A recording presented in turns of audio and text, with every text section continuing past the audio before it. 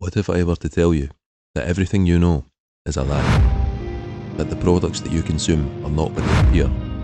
That a conspiracy so large, so immoral and disgusting is being propagated under our very noses, and that we go along with it in blissful ignorance, buying contaminated produce while happily believing that we are spending extra money on the health-conscious choice, and that I play a crucial role in this despicable thing. From simple fruit and veg salesman to whistleblower for an entire industry, I've been on a journey which has shaken my very beliefs to the core. I'm here to tell you that Big Pharma, He's lying!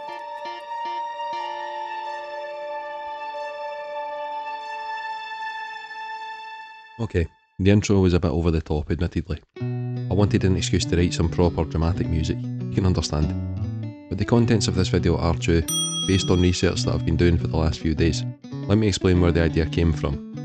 I work in the fruit and veg section of a major Irish retailer, and I spend many hours a day surrounded by people buying fresh produce, both organic and non-organic. And being a buyer of certain fresh produce myself, I started to wonder why people were paying extra for the organic brands when significantly cheaper alternatives exist.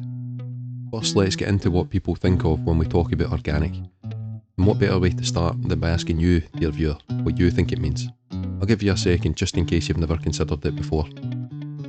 Okay, so if you answered free from chemicals and pesticides used in the normal farming process, or something similar to that, you're in good company. Not just with me even, but according to the journal.ie, the most cited reason for the purchase of organic products by the Irish consumer is that they are, and I quote, free from pesticides. This is based on a study of the consumer habits of an entire country, and it is the most common answer. Very interesting, is it not? So herein lies the problem, that the organic label does not mean that products are free from pesticides, not even in the slightest. What it does mean is that there are limits on what pesticides and other substances can be used in the organic farming process, which we will get into shortly.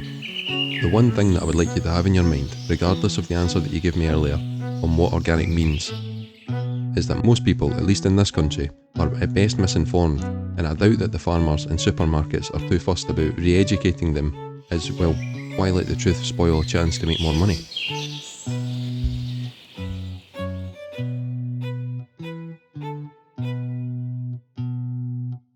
Let's hone in on some real definitions for the sake of clarity. The Agricultural and Rural Development section of the official European Commission website says this on the aims of organic farming.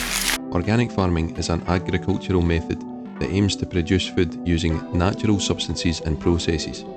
This means that organic farming tends to have a limited environmental impact, as it encourages responsible use of energy and natural resources, maintenance of biodiversity, preservation of regional ecological balances, enhancement of soil fertility, and maintenance of water quality.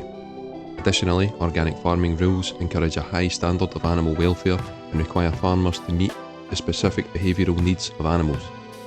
So there we have something of a definition for the organic process and its intended effects. Some of these I want you to keep in mind for later, such as animal welfare standards.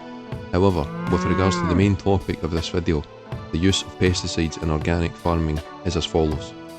In the European Union, there are somewhere between 130 and 150 substances on the permitted list. It is subject to change as substances can be added or removed on a regular basis. Now, these substances tend to be naturally occurring, as non-synthetic compounds are less harmful to us and the environment. This factor is also a commonly cited reason for buying organic. However, not all the permitted chemicals are in fact naturally occurring.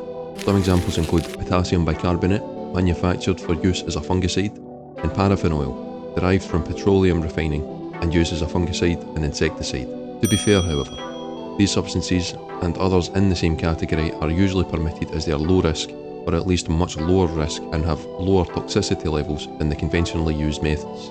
If you would please direct your attention to this document by IFOAM, comparing the risk and toxicity levels between organic farming approved and conventionally farming approved substances. It's quite clear to see that the approved substances in organic farming are in fact significantly lower risk, and that we are dealing with much safer substances here. So end of story, right?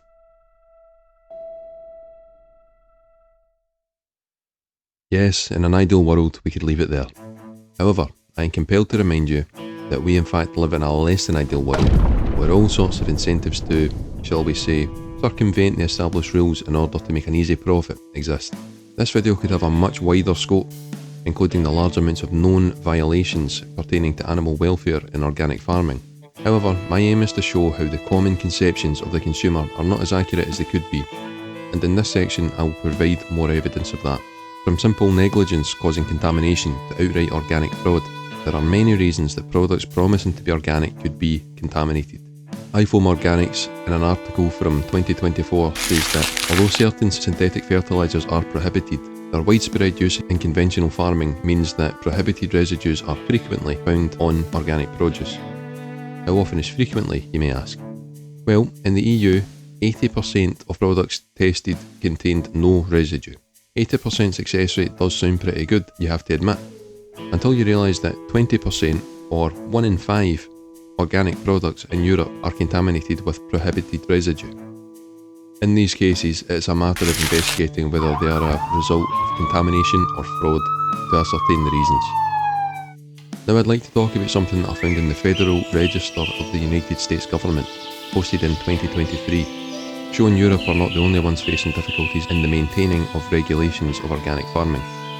Here I'll show the actual examples from the Federal Register, and you may pause and read at your leisure. But for those of you who don't want to read, and nobody's judging you for that, let me summarise. Here we have 4 cases of large-scale organic fraud, worth millions and millions of dollars, where farmers have deliberately used dodgy tactics in order to make more money selling contaminated produce as organic. These 4 cases did spark extra legislation in the USA in order to crack down on organic fraud. However, the consumers had already bought millions and millions of dollars worth of tainted goods under false impressions, and as you well know from the gangster movies, as the law gets tighter, the bad guys always find new and inventive ways around them. Ladies and gentlemen, we got him. To conclude this video on the uncovering of the sordid lies of Big Pharma, let me mention that the Federal Register says this. Today's organic market is characterised by long and often global supply chains, where organic products are handled by many businesses before reaching the consumer. Often these businesses are not certified organic, and therefore have no oversight from USDA or USDA accredited certifying agents. The absence of direct enforcement over some of the entities in the organic supply chain, in combination with price premiums for organic products, had created the opportunity for organic fraud. And this does not just go for the United States, but anywhere in the world where such a rigid set of regulations must be complied with over a long supply chain with many moving parts. The consumer may have misconceptions about what organic produce actually is, but even those who know more about the actual industry should be aware that due to negligence and sometimes outright human greed, buying organic can sometimes feel more like a gamble than an investment in their health and the environment. However, this is not to say that I don't believe that organic farming is a good thing. Done right, it can reduce the impact on our planet, and according to some sources, even have nutritional benefits, though I hesitate to state this as a fact due to lack of evidence. Just like anything else, I advise you and anyone to look into the reality of these types of things, to have all the info and to make choices based on what you believe is right for you, with cost, risk and reward all factored in. Hope you enjoyed the video, and please leave a like. I'm Jimmy McMahon, thanks for watching.